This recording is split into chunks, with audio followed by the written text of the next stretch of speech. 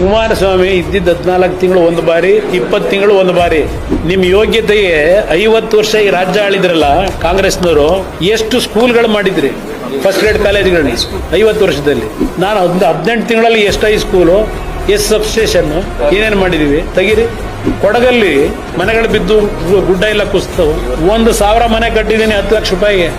ಒಂದೊಂದು ಮನೆ ವ್ಯಾಲ್ಯೂ 10 ಲಕ್ಷ. ಯಾವ ಮಟ್ಟಕ್ಕೆ ಕಟ್ಟಿದ್ದೀನಿ ಅಲ್ಲಿ? ನರೇಂದ್ರ ಮೋದಿ ಅವರು ದುಡ್ಡು ಕಾಯ್ತಾ ಕೂತಿದ್ದೆ ಕೇಂದ್ರ ಸರ್ಕಾರಕ್ಕೆ. ನನ್ನ ಕಾಲದಲ್ಲಿ 9 ಇಂಡಸ್ಟ್ರಿಯಲ್ ಕ್ಲಸ್ಟರ್ಗಳನ್ನು ಮಾಡಬೇಕಂತ ತೀರ್ಮಾನ ತಗೊಂಡೆ. ಕಾಂಪೀಟ್ ವಿತ್ ಚೈನಾ ಅಂತ ಹೇಳಿ ಕಾರ್ಯಕ್ರಮ. ಕಲಬುರಗಿ, ಬೀದರ್, ಕೊಪ್ಪಳ, ಬಳ್ಳಾರಿ, ಚಿತ್ರದುರ್ಗ 25,000 ಕೋಟಿ ಸಬ್ಸಿಡಿ ಕೊಡಕ್ ಪ್ಲಾನ್ ಮಾಡಿದ್ದೆ ಇಂಡಸ್ಟ್ರಿ ಮಾಡ್ತಕ್ಕಂಥವ್ರಿಗೆ. ಇದ್ದಿದ್ದು 14 ತಿಂಗಳು, ಕೆಲಸ ಮಾಡಕ್ ಬಿಡ್ಲಿಲ್ಲ. 5 ವರ್ಷದ ಸರ್ಕಾರ ನನ್ನ ಕೈ ಸಿಕ್ಕಿದ್ರು ತೋರಿಸ್ತಾ ಇದ್ದೆ ನಾನು.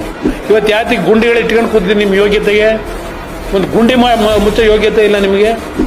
ಮಾತಾಡೋ ಯೋಗ್ಯತೆ ಇಟ್ಕೊಂಡಿದ್ದಾರೆ ಬಹಿರಂಗ ಚರ್ಚೆ ಅವ್ರ ಜೊತೆಲಿ. ದುಡ್ಡು ಹೊಡೆಯ ಕೆಲಸ ಮಾಡಲಿಲ್ಲ ನಾವು. 189 ಫಸ್ಟ್ ಗ್ರೇಡ್ ಕಾಲೇಜ್ ಮಾಡಿದೆ. ನೀವೆಷ್ಟು ಮಾಡಿದಿರಪ್ಪ?